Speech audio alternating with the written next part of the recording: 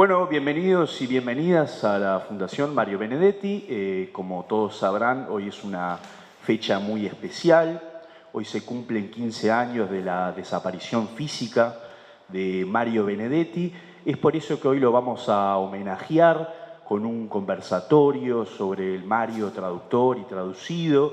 Y además vamos a realizar algunas lecturas de sus más emblemáticos textos. Yo voy a presentar a quienes van a moderar y leer en esta actividad. Tenemos hoy a Gerardo Ciancio, que es docente, poeta, investigador y además muy conocedor y admirador de la obra de Mario Benedetti. Y también vamos a contar con Teresa Corondi, que es poeta, performer, cantante. Así que bueno, los voy a dejar con ellos, que son los verdaderos protagonistas de esta jornada. Así que bienvenidos al homenaje a Mario Benedetti por sus 15 años de desaparición. Muchas gracias, Santiago, y gracias a la Fundación por esta idea, por esta invitación que nos hace. Tengo un recuerdo de hace 15 años, de un día frío, cuando Mario falleció. Yo me estaba yendo para el liceo a trabajar, me levanté temprano, me avisaron bueno, ya planifiqué al otro, creo que fue al otro día, sí, ir al Palacio Legislativo, que era el velatorio, un velatorio masivo, muy grande, y yo llegué tempranísimo, entre las primeras personas que estaba ahí, lo cual no tiene ningún mérito, solo que tengo ese recuerdo del salón, los pasos de los pocos que estábamos al comienzo. Además yo me equivoqué de horario, fui antes. Y recuerdo que uno de los primeros que llegó a acercarse a la zona donde estaba Mario fue en ese entonces presidente Tabaré Vázquez. Incluso quedó alguna foto ahí de un diario de ese día. Y yo estaba ahí, pero como un lector, y lo había conocido a Mario, lo había tratado en los últimos años de su vida. Un lector sorprendido, por supuesto, de la noticia y acongojado. Y recuerdo la imagen del presidente Tabaré Vázquez, compungido, también acongojado, participando de ese histórico momento. Porque de alguna manera Benedetti es prácticamente un siglo de literatura uruguaya. Prácticamente un siglo. Pensemos que él publica su primer libro en 1945, La víspera indeleble, libro que después él no incluye en inventario, decide no incluirlo, lo vio como un libro fallido, como un primer intento, como una suerte de acercamiento al género poético. No obstante, eso es un libro que lo reeditaría, por lo menos en forma antológica, por varias razones, entre otras cosas porque ahí está el primer poema que él le dedica a Luz López, que fue su compañera afectiva de toda la vida, ¿no? En todas las circunstancias que Mario vivió, tanto en Montevideo, como en el exilio, como en el desexilio, y nuevamente en Montevideo. Y además fue como una constante desde las dedicatorias. Creo que los textos decían a luz, como siempre, en muchas dedicatorias. Pero hay un poema ahí, en ese libro, La víspera indeleble, que ya aparecía a luz. Y me parece importante ese contrapunto, ¿no? Mario-Luz, para la historia de la literatura uruguaya, también como símbolo de amor, ¿no? Como sabemos, y ahora vamos a irlo viendo, que hay una producción de poesía amatoria importante, de diferentes épocas. Incluso hasta los últimos libros de Benedetti, ya un Benedetti enfermo, anciano, pero que si uno lo lee ahora, y estoy hablando de los libros ya escritos durante el siglo XXI por Mario, parecen libros escritos por una persona muy joven, ¿no? Muy fresca la poesía, muy directa, muy comunicable o comunicante, palabra que él, o próxima, otra palabra que él, o adjetivos que él utilizaba, pero no significa que no tuvieran una profundidad en la propuesta de pensamiento, de experiencia estética, por varias razones, pero por una que Mario también, que es lo que nos interesa como punto ahora, era un políglota, era un hombre de lenguas, nunca mejor dicho, ¿no? Él estudió de niño sí, prácticamente niño y su muy primera pubertad en el colegio alemán de Montevideo, en el Deutsche Schule. Después los padres lo pasaron a la educación pública, ¿no? Pero se formó en esa como segunda lengua el alemán, también incorporó inglés, italiano, francés. En un momento compiló para la editorial Alfa, ya era un hombre maduro, en los años 60, compila una antología de narradores contemporáneos rumanos, pero él tiene ahí la decencia académica e intelectual y dice, bueno, yo no sé rumano, quizás si se hubiera puesto y lo hubiera aprendido, o lo hubiera logrado traducir. No traduje los cuentos de estos autores rumanos, pero él ahí en el prólogo consigna quienes tradujeron y que él colaboró, porque muchas veces en la traducción es quien domina la lengua de ida y vuelta, pero también quien tiene una sensibilidad narrativa, una sensibilidad poética, un conocimiento gramatical de su lengua y que puede intervenir, o un conocimiento, un bagaje, una competencia literaria, entonces puede intervenir en el proceso de traducción. Yo no creo en el refrán traductore, traditore, creo que la traducción, creo más en lo que plantea puntualmente Haroldo de Campos, el poeta y teórico y docente brasileño, que decía que es una transcreación, una suerte de transmigración, no solamente lingüística, cultural, pero la obra traducida, el texto, en este caso vamos a ver algunos poemas traducidos por Mario y traducidos de la obra de Mario. Mario también entendía algo similar. Lo que pasa es que Haroldo de Campos lo que hizo fue una teoría en torno al concepto de transcreación, ¿no? O sea, transmigración cultural, de experiencia, lingüística, por supuesto, pero también estética.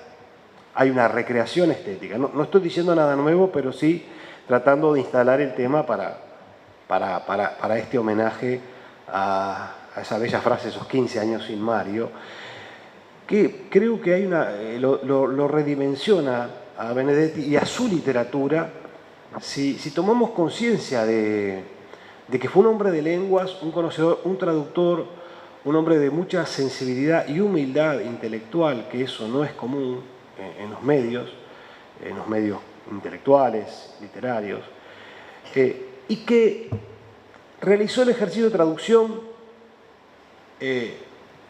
con un énfasis personal, pero tratando de esa actividad mantenerla como una línea más, ¿no? Si pensamos en la firma autoral Benedetti, fue dramaturgo, hay varias obras de teatro que empezó a publicar ya en los años 50, ¿no? Y a escribirlas y a publicarlas. Novelista, cuentista, poeta, crítico literario, cronista político, humorista y, hay que agregar, traductor. No hay que perder de vista eso en un perfil de Benedetti. Traductor además de varias lenguas al español y, por supuesto, su obra fue traducida a más de 20 lenguas del mundo, ¿no? De distintas familias lingüísticas. Yo quería leer un texto en donde Mario, que está en Despistes y Franquezas, un libro de 1990, acá tengo una edición posterior de Alfaguara muy bella, y él en este libro, Despistes y Franquezas, lo divide en dos zonas, ¿no? Despistes y otra zona del libro, Franquezas. Son textos o narrativos o pequeñas crónicas.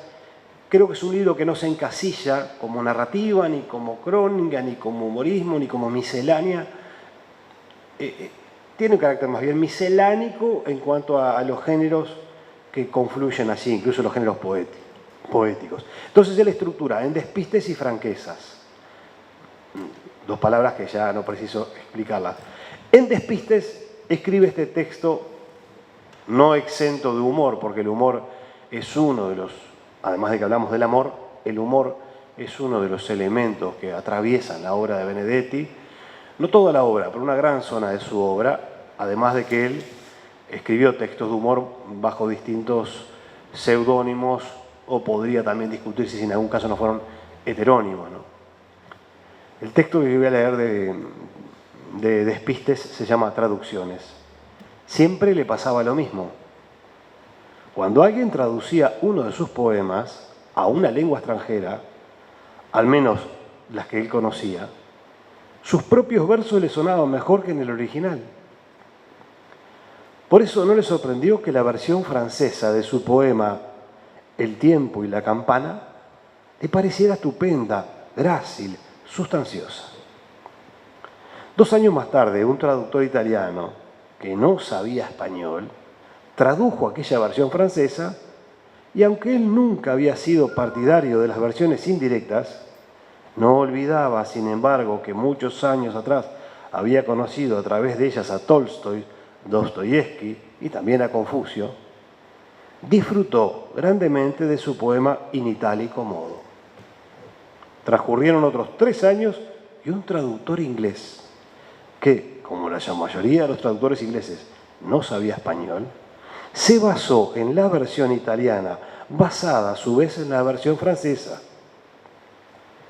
Pese a tan lejano origen, fue la que mayor placer le produjo al primigenio autor hispanoparlante. Solo le asombró un poco, en realidad lo atribuyó a una rata de tantas, que esta nueva versión indirecta se titulara Burnt Norton y que el nombre del presunto autor fuera un tal T.S. Eliot. Sin embargo, le gustó tanto que decidió encargarse personalmente de traducirla al español. Es un chiste de Benedetti, pero es una realidad esta broma que hace él, pero este juego de las traducciones indirectas, ¿no? Y la migración de los textos literarios por distintas lenguas, siempre algo queda, siempre hay un residuo, aunque algo va quedando del texto aquel original y se va transformando, va mutando en otro texto. A propósito de mutar y metamorfosis, una de las primeras traducciones de Benedetti que él hace del alemán al español es de Kafka. Es un texto de Kafka que lo traduce y lo publica en Marcha, un breve texto, no hablo de la metamorfosis, no. Y lo traduce y lo publica en Marcha en el año 49. O sea, todavía no había publicado los libros más conocidos de él. Por lo tanto, Benedetti es de alguna forma, junto a Borges, precursor en la traducción de Kafka en Latinoamérica y de alguna forma también en lengua española. Si te parece, hablando del alemán. Bueno, ¿querés que lea directamente el alemán? Primero el alemán, eso era tu idea. Bueno, no era el primero que tenía, pero bueno.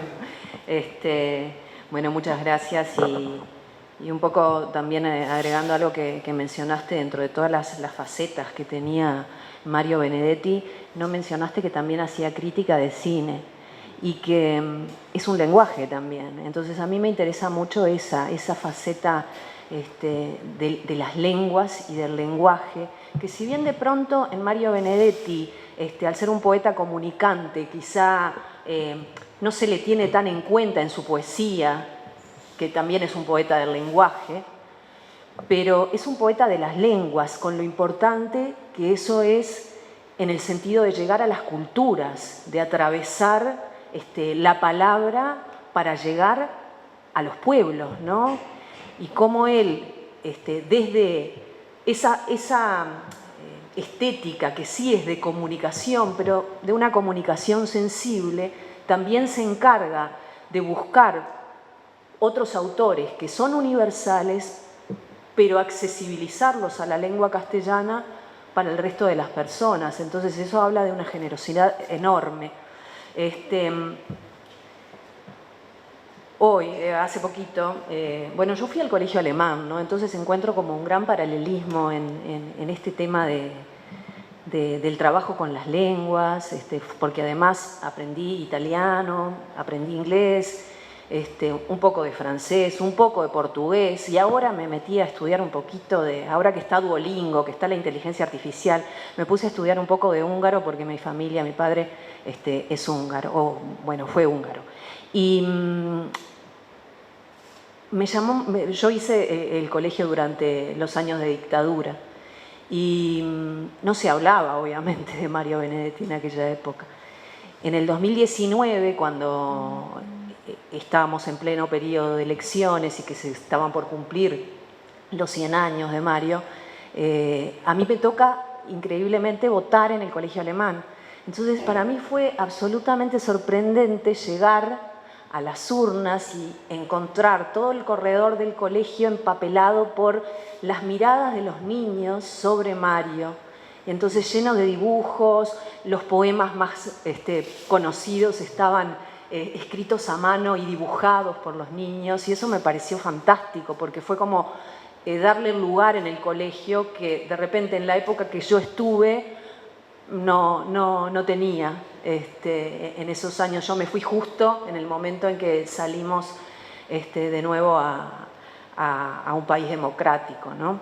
Entonces, bueno, quería leer algunos textos y yo había empezado más que por el alemán, que creo que el que traje es el texto Corazón Coraza, que salió en la película de Subiela, ¿no? El lado oscuro del corazón. Yo creo que esa versión la tradujo el propio Mario, si mal no recuerdo. Pero me gustaba arrancar por esos textos que son como los más, los hits, digamos, y después hay canciones y que leerlos en italiano primero, que es como la lengua que tiene más consonancia con la nuestra, y encontrar cómo aún mantienen esa música y eso que decía Gera, ¿no? Que a él le gustaba mucho más cómo sonaban los textos en otras lenguas, ¿no? Pero esa musicalidad, esa dimensión estética, cómo se nota en los distintos lenguajes. Y sobre todo, más allá de poder comprenderlos en su sentido o en sus significados, poder quedarnos con esas músicas de las lenguas y de las palabras para llegar a lo más primigenio, lo más antiguo del lenguaje, ¿no? Entonces voy a leer que es Facciamo un patto. Compagna, lei sa che può contare su di me, non fino a 2 né fino a 10, ma contare su di me. Se qualche volta sentirà che la guardo negli occhi e una vena d'amore riconosce nei miei, non spiane i suoi fucili, non pensi che delirio. Malgrado la vena, o forse perché esiste, lei può contare su di me. Se altre volte mi trova, schivo senza una ragione, non pensi che noia, lo stesso può contare su di me. Ma facciamo un patto. Io vorrei contare su di lei. È così bello sapere che lei esiste. Uno si sente vivo. E quando dico questo voglio dire contare, anche se fino a 2, anche se fino a 5, non più perché lei accorra premurosa in mio aiuto, ma per sapere con certezza che lei sa che può contare su di me. Yo creo que no necesita leerse, es tan claro. Hagamos un trato. Sí, facciamo un patto. No sé si estamos para seguir con italiano o voy directo al alemán. Ok. Sí, me parece bárbaro. Todos recuerdan la escena que Tere nombraba el cine de Mario como crítico y Mario como actor. Hay otra faceta, ¿no? Performer, ¿no? Creo que estaba en un bar, en la película, apoyado en un mostrador. Hace mucho que no la veo. Exacto. Y era Corazón Coraza, ¿no?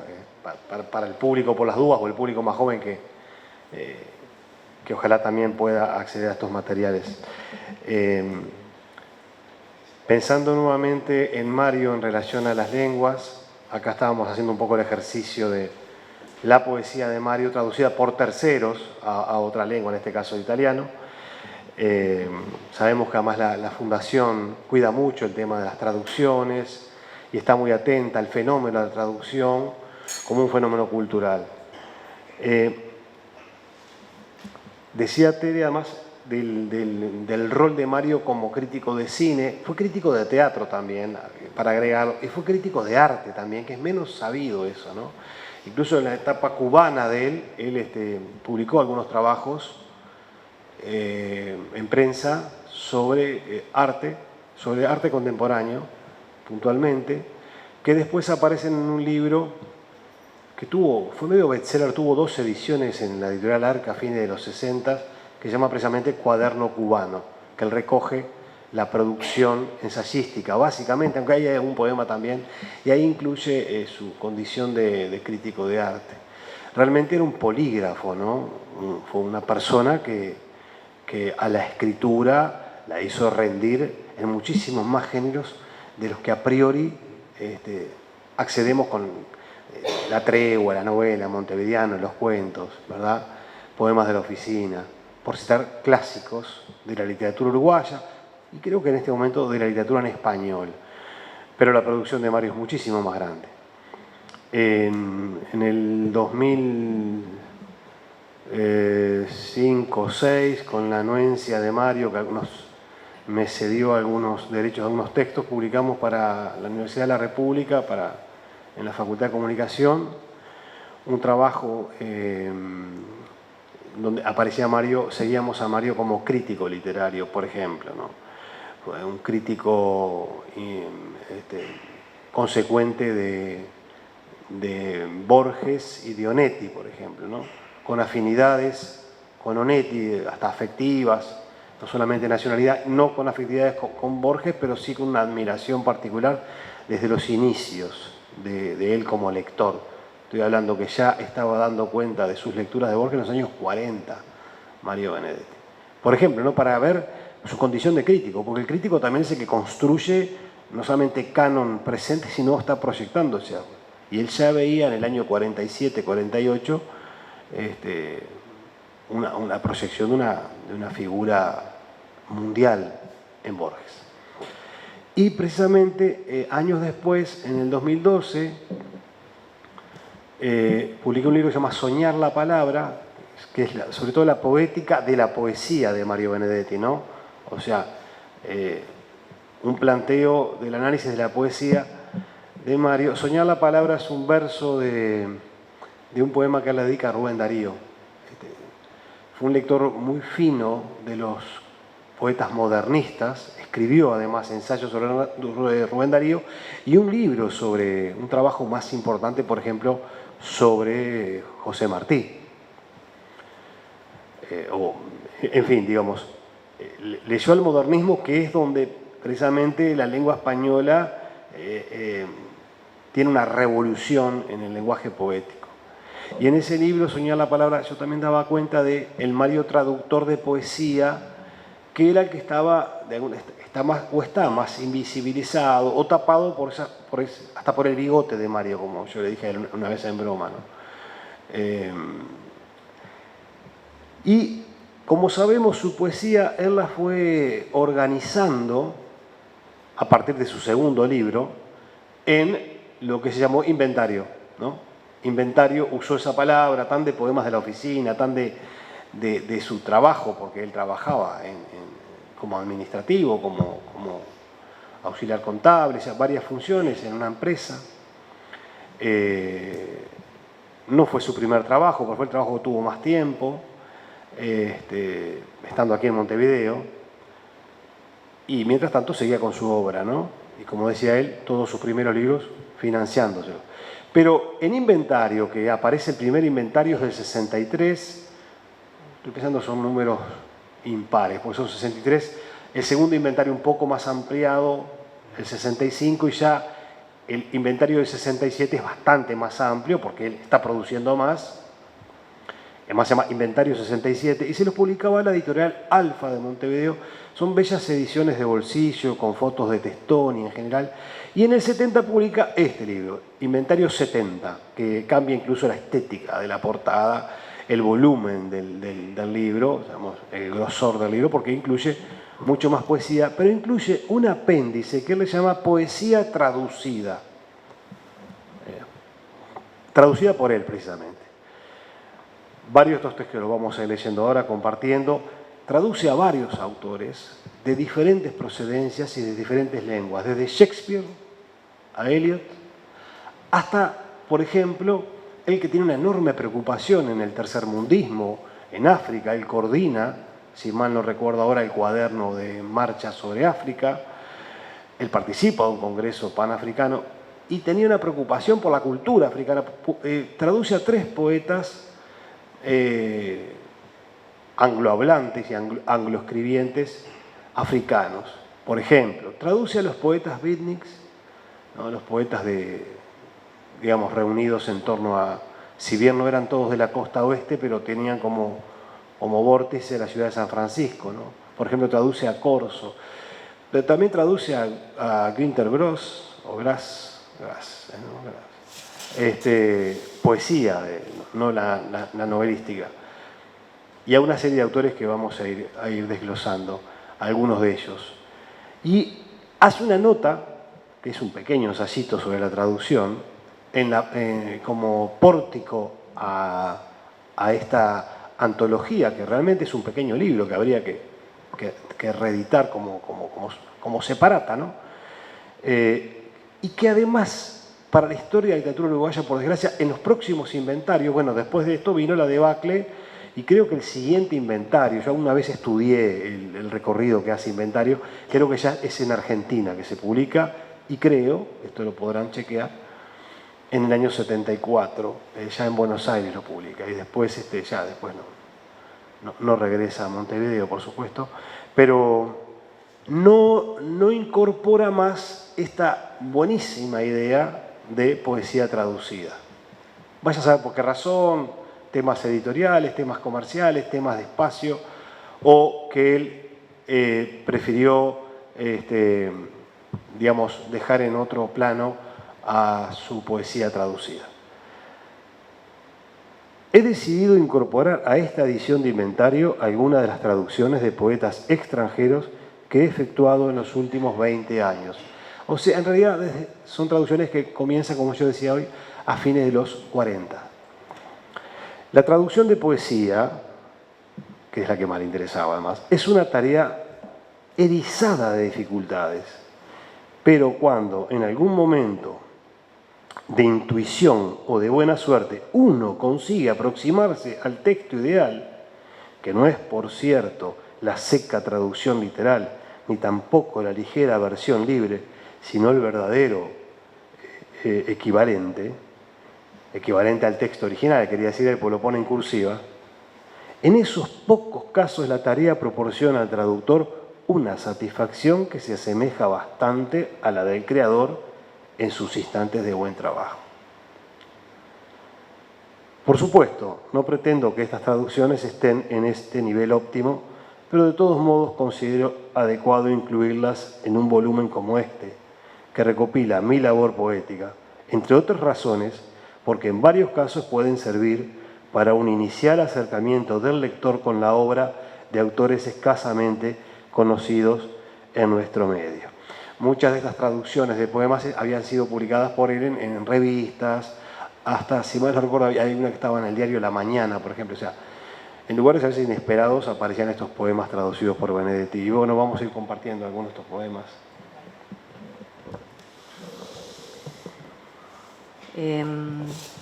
Un poco agregando a eso que decía Gera, ¿no? En relación a esa tarea del traductor, ¿no? Lo difícil que es, por algo todavía se siguen retraduciendo y año a año salen nuevas traducciones de textos que se tradujeron muchísimo antes, pero eso tiene una razón de ser. Uno en la traducción lo que está intentando también es adaptarse a las formas de hablar de las épocas.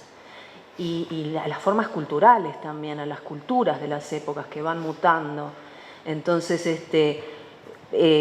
traducir a otros es sumamente difícil porque uno se tiene que poner en la sensibilidad del otro. Pero traducirse a uno mismo también tiene su desafío, porque uno, ahí sí, traducción es traición, ahí va, ahí sí se da, porque uno tiene que sacrificar cosas. Y uno está en el pleno derecho, ¿no? Pero de pronto lo que uno quiso decir en español o en la lengua con la que se comunica, en la lengua madre, tiene que tomar una opción en el idioma al cual lo va a traducir, en arriesgar y cambiar cosas, porque de pronto no se comunicarán o no serán lo mismo en el impacto, o en la sensibilidad, o en las formas. Entonces, antes que leer lo que él hizo de traducciones de otros, me gustaba leer lo que él hizo de traducción de sí mismo cuando tradujo Corazón Coraza, para que además en la película, del lado oscuro del corazón, no aparece solo en alemán, él lo recita en alemán, que se llama Gepanzertes Herz. Y dice así, yo lo voy a leer directo en alemán. Weil ich dich habe und nicht habe, weil ich an dich denke, weil die Nacht die Augen offen hat, weil die Nacht vergeht und ich liebe sage, weil du gekommen bist, um dein Bild zu holen und du besser bist als alle deine Bilder, weil du vom Fuß bis zur Seele schön bist, weil du von der Seele bis zu mir gut bist, weil du die Süße hinter der Stolz verbirgst, klein und süß, gepanzertes Herz. Weil du mein bist, weil du nicht mein bist, weil ich dich so sehr anschaue und sterbe. Und schlimmer sterbe ich, wenn ich dich nicht anschaue, weil du immer überall existierst, aber du existierst besser dort, wo ich dich liebe, weil dein Mund Blut ist, und weil es dir kalt ist. Ich muss dich lieben, Geliebte, ich muss dich lieben. Auch wenn diese Wunde doppelt schmerzt, auch wenn ich dich suche und nicht finde, und auch wenn ich die Nacht vergett und nicht dich habe und nicht habe.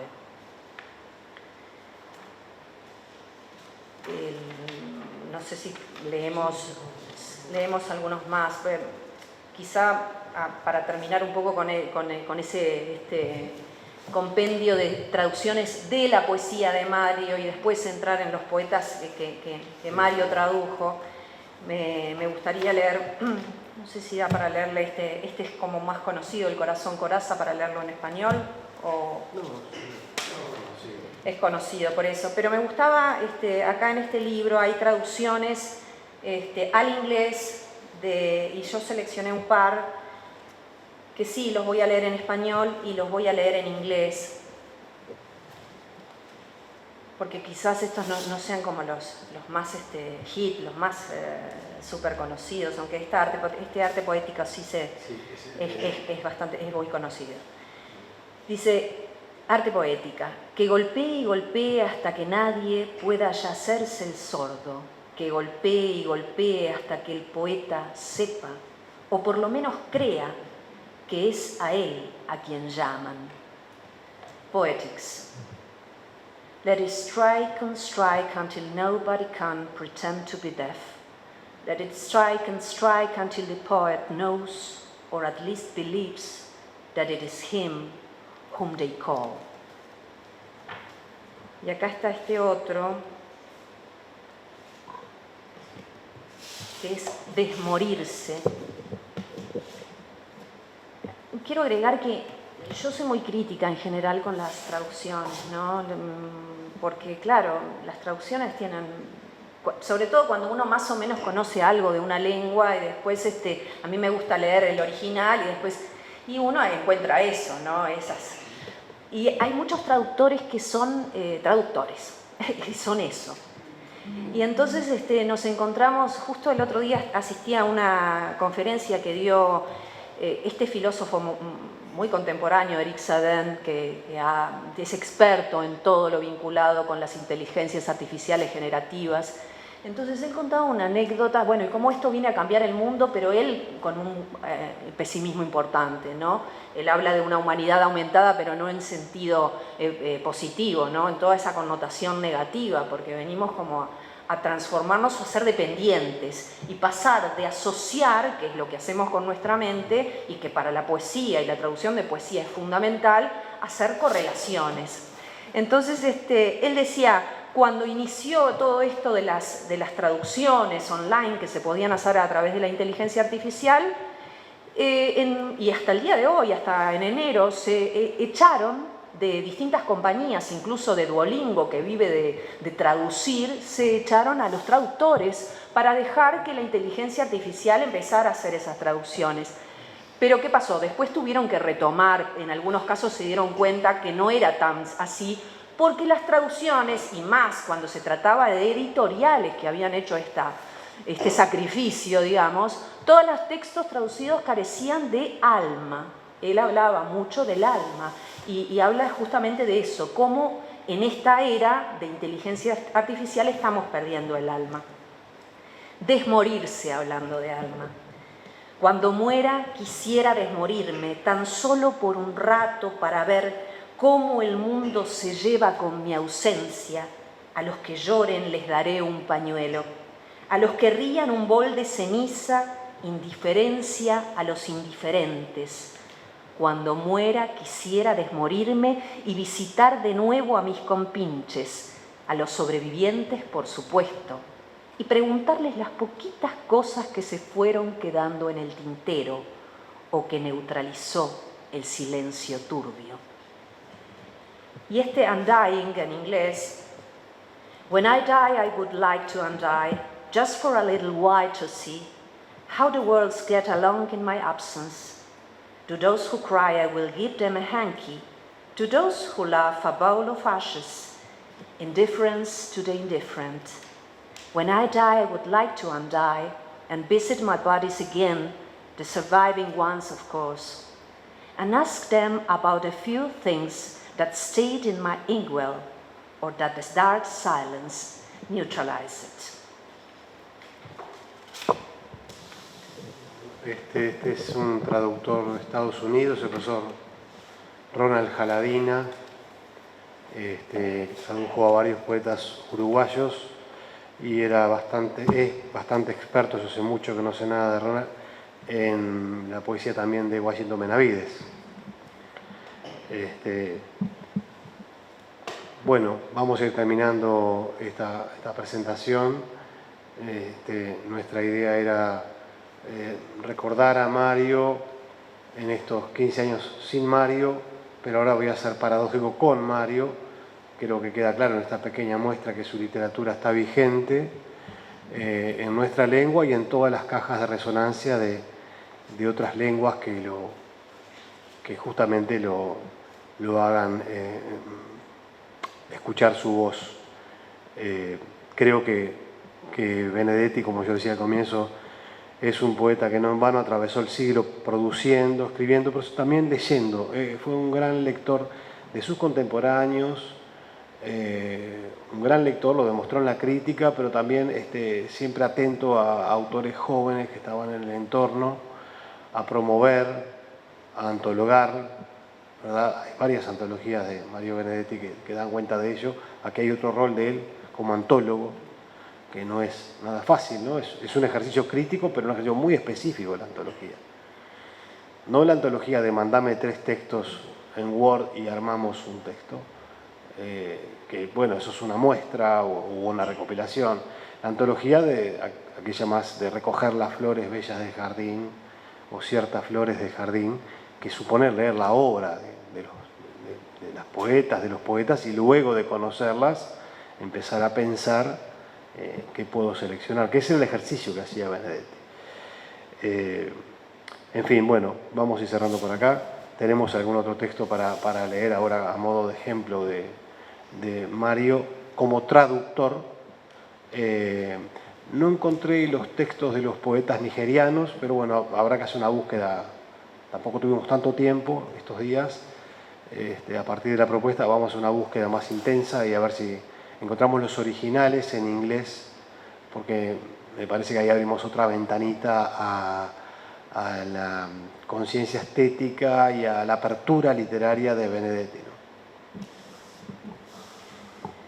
Acá yo voy a compartir algún texto del Mario traductor y lo interesante, ¿no? Porque también en la hora de traducir, por ejemplo ahora en un texto de Günter Grass, como también uno, ahí hay una elección, ¿no? En qué textos él traduce y habla también de su posición o de su interés en la poesía y hasta de estéticas o formas de decir que pueden llegar a tener en algún caso ciertos parentescos por lo menos. Voy a leer Normandía de Günter Grass, que lo leo primero en español. Los casamatas de la playa no pueden librarse de su cemento. A veces llega un general moribundo y acaricia las troneras. A veces son habitadas por turistas durante 5 minutos de martirio. Viento, arena, papel, orín. Siempre existe alguna invasión. Normandie. Die Bunker am Strand können ihre Beton nicht loswerden. Manchmal kommt ein halbtoter General und streichelt Schießscharten oder es wohnen Touristen für 5 verquälte Minuten. Wind, Sand, Papier und Urin. Immer ist Invasion. Yo escuchaba ahí la palabra búnker, que la traduce casamata, por suerte, ¿no? Utiliza el término español, que por pronto está muy lexicalizado la palabra de origen alemana búnker. No obstante, él hace esa opción, que es un tema propio de la traducción, las opciones léxicas, ¿no? Además de sintácticas, y creo que es mucho más poético, además en español, ¿no? Sí, acá voy a leer uno que tradujo de Denis Levertov, Poema de amor. Quizá yo sea una parte enferma de algo enfermo. Tal vez algo me ha dado alcance. Seguramente hay una niebla entre nosotros. Apenas logro verte, pero tus manos son 2 animales que apartan la niebla y me tocan. Love poem. Maybe I'm a sick part of a sick thing. Maybe something has caught up with me. Certainly there is a mist between us. I can barely see you, but your hands are 2 animals that push the mist aside and touch me. Yo pienso que estamos, ¿no? Muchísimas gracias. Me parece que redondeamos esta claro, idea bueno, del Mario. Gracias. Claro.